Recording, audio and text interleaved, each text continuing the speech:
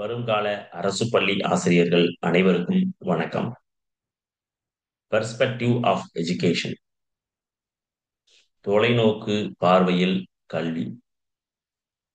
இதன் அடிப்படையின் கீழ் வரக்கூடிய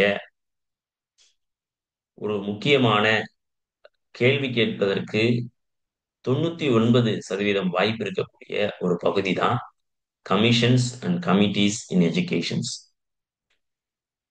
அப்படிங்கிற டாபிக். அதுல ப்ரீ இண்டிபெண்டன்ஸ், போஸ்ட் இண்டிபெண்டன்ஸ் அப்படின்னு சொல்லிட்டு ரெண்டு விஷயம் இருக்கு.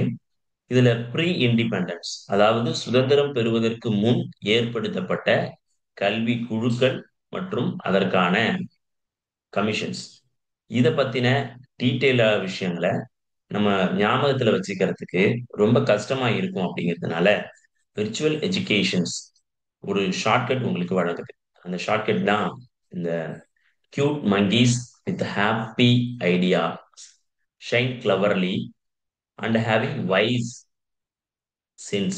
Cute monkeys with happy ideas shine cleverly having wise sense அப்படிங்கிற ஒரு ஷார்ட்கட்டை நம்ம கொடுக்குறோம். இந்த ஷார்ட்கட்டின் மூலம் ப்ரீ இண்டிபெண்டன்ஸ்க்கு முன்னால இருந்த எல்லா எஜுகேஷன்ஸையும் நம்ம மனசுல கரெக்டா வச்சுக்கலாம். கரெக்டா? ஃபர்ஸ்ட் எடுத்த உடனே கியூட். கியூட்டுங்கிறது என்ன சொல்லுது அப்படின்னு பாத்தீங்கன்னா, சார்ட்டர்.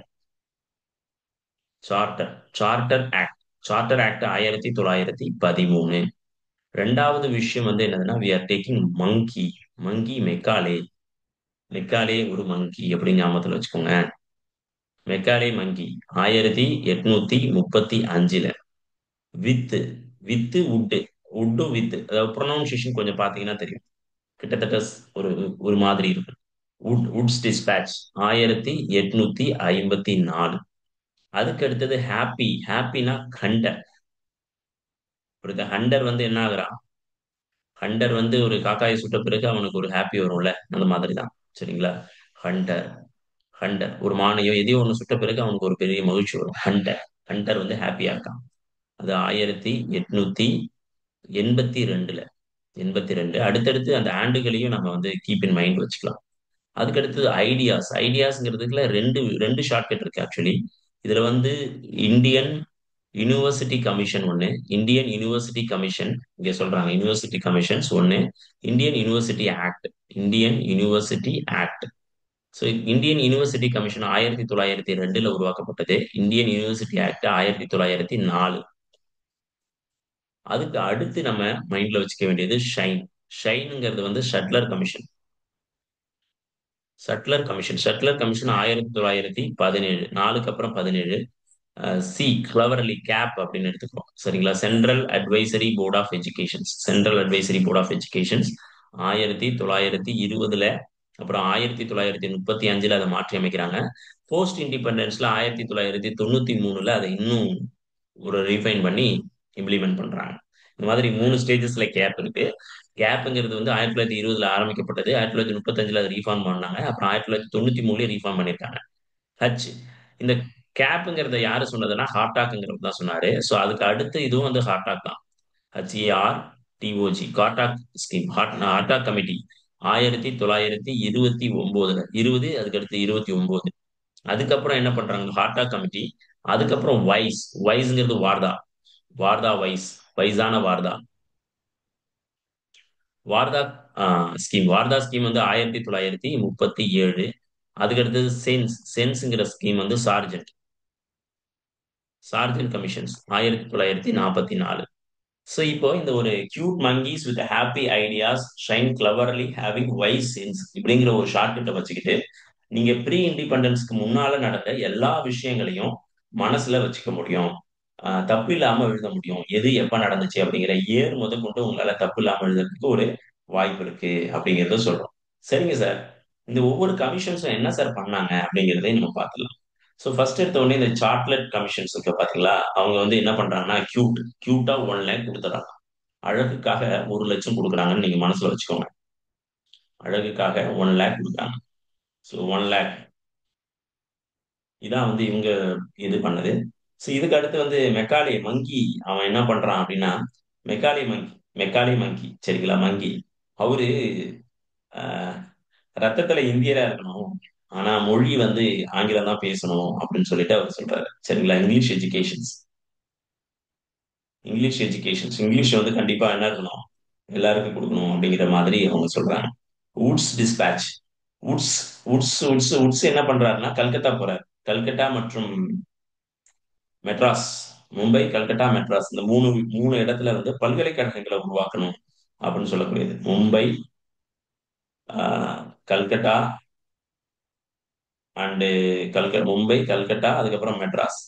இந்த மூன்று பல்கலைக்கழகங்களை உருவாக்கக்கூடியது. கல்வித்துறையை விரிவாக்கம் பண்ணணும் அப்படிங்கிற ஒரு விஷயத்த சொல்றது வுட்ஸ் அப்படிங்கிறவரு. ஹண்டர்.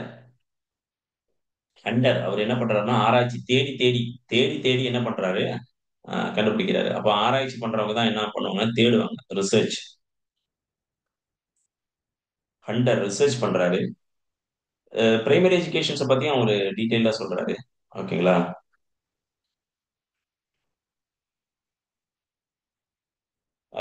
ஹண்டர் வந்து என்ன பண்றாருன்னா வேறுபடுத்தி பார்க்கறாரு. ரொம்ப முக்கியமான ஒரு விஷயம்.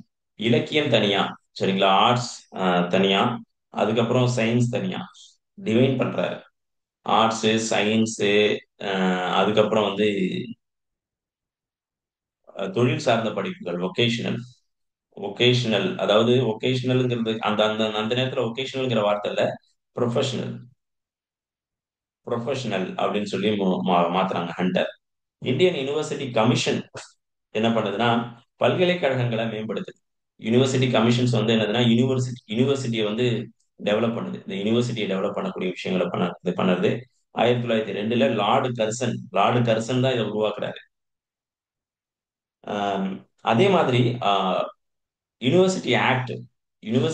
வந்து கவர்மெண்ட் ரெஸ்ட்ரிக்ட் அட்டானமியை வந்து ரெஸ்ட்ரிக்ட் பண்ணக்கூடிய முக்கியமான விஷயத்தை பண்ணக்கூடியது 1904 ஏற்படுத்தப்பட்ட யூனிவர்சிட்டி ஆக்ட் அப்படிங்கிறது.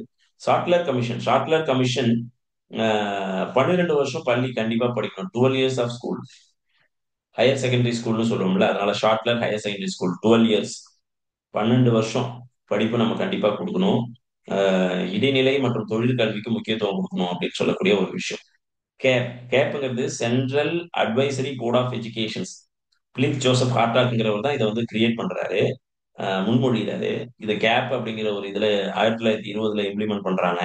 இந்த கேப் வந்து என்னதுன்னா கியூ லிட் அப்படிங்கிற இன்னொரு ஷார்ட்கட்டும் இதுல சொல்லலாம். கியூங்கிறது வந்து குவாலிட்டி அதிகமா இருக்கணும். குவாலிட்டி குவாலிட்டி கண்டிப்பா இருக்கணும். நீங்க வந்து நிறைய பேர் அட்மிஷன் போடக்கூடாது அப்படின்னு சொல்லக்கூடிய ஒரு விஷயம். அதுக்கு அடுத்து நீங்க என்ன பண்ணணும்னா you have to take a லிமிட்ங்கிறது லிமிட் அப்படின்னு எடுத்துக்கணும். சரிங்களா? லிமிட் பண்ணணும். இப்போ வந்து என்னதுன்னா 10 ஸ்டூடெண்ட் இல்ல 20 ஸ்டூடெண்ட். இப்போ எம்எஸ்சில எல்லாம் நம்ம பாத்தீங்கன்னா 20 ஸ்டூடெண்ட் தான் இருப்பாங்க ஒரு கிளாஸ்க்கு, இல்ல 10 ஸ்டூடெண்ட் இருப்பாங்க. இல்ல அந்த மாதிரியான லிமிட் பண்ணக்கூடிய விஷயம். அதுக்கப்புறம் டீச்சர் ட்ரைனிங். டீச்சருக்கு வந்து என்ன பண்ணணும், ட்ரைனிங் கொடுக்கணும். அப்படிங்கிற முக்கியமான விஷயங்களை வந்து இந்த கேப் அப்படிங்கிற ஒரு ப்ரோக்ராம் வந்து சொல்லுது. கேப்ங்கிறது வந்து central advisory board of educations. அப்ப எஜுகேஷன்ஸை டெவலப் பண்ணணும்னா நீங்க இந்த மூணு விஷயத்த செய்யுங்க அப்படின்னு சொல்லுது. கியூலிட் அப்படிங்கிற மூணு விஷயத்த செய்யுங்க அப்படின்னு சொல்றாங்க. சரிங்களா? அதுக்கடுத்து ஹார்டாக் கமிட்டி. ஸோ இந்த ஹார்டாக் கமிட்டிங்கிறது வந்து என்னதுன்னா ஃபோக்கஸ் குவாலிட்டி. இது திரும்பவும் அதேதான், focus quality. Focus quality education. அதுக்கப்புறம் ஸ்டாப்பேஜ், அதாவது ஸ்டாக்னேஷன்ஸ், இதெல்லாம் தடுக்கிறது.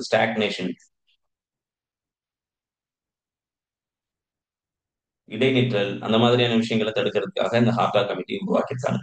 அதுக்கடுத்து இது வார்தா கமிஷன்ஸ்ங்கிறது வந்து என்னதுன்னா 1937 உருவாக்கப்பட்டது.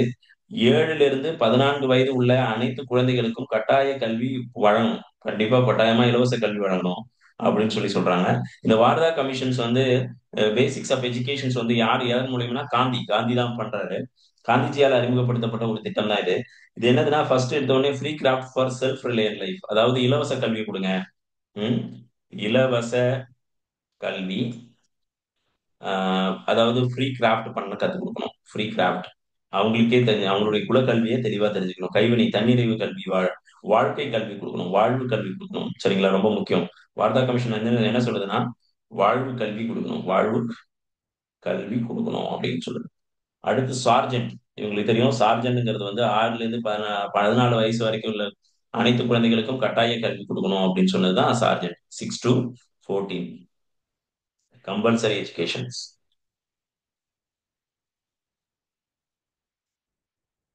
ஸோ ஐ ஹோப் இப்போதைக்கு நம்ம என்னன்னா ஆஹ், இது வந்து டெக்னிக்கல் எஜுகேஷன்ஸ்லயும் இதை வந்து இம்ப்ளிமெண்ட் பண்ணியிருக்காங்க, இந்த சார்ஜன் பிளான். ஓகே, இப்போதைக்கு நம்ம ஒரு சின்ன ஷார்ட்கட்டை வச்சுக்கிட்டு வி ஹாவ் கன்க்ளூடட் ப்ரீ இண்டிபெண்டன்ஸ்க்கு முன்னால உருவாக்கப்பட்ட அனைத்து கமிட்டிகளை பத்தி டீட்டெயிலாவே பார்த்தோம். சரிங்களா? ஸோ இந்த வெறும் cute monkeys with happy ideas shine cleverly and having wise sense இப்படிங்கிற இந்த ஒரு சின்ன ஷார்ட்கட்டை வச்சுக்கிட்டு நீங்க ப்ரீ இண்டிபெண்டன்ஸ் முன்னால இருக்கக்கூடிய எல்லாத்தையும் நினைவுல வச்சுக்க முடியும் அப்படின்னு நான் நம்புறேன். ஸோ இந்த வீடியோஸ் உங்களுக்கு பிடிச்சிருந்ததுன்னா ஷேர் பண்ணுங்க. அதுக்கப்புறம் உங்களுடைய கமெண்ட்ஸை வந்து தெரிவிங்க. சப்ஸ்கிரைப் பண்ணிடுங்க மறக்காம. Thank you to all.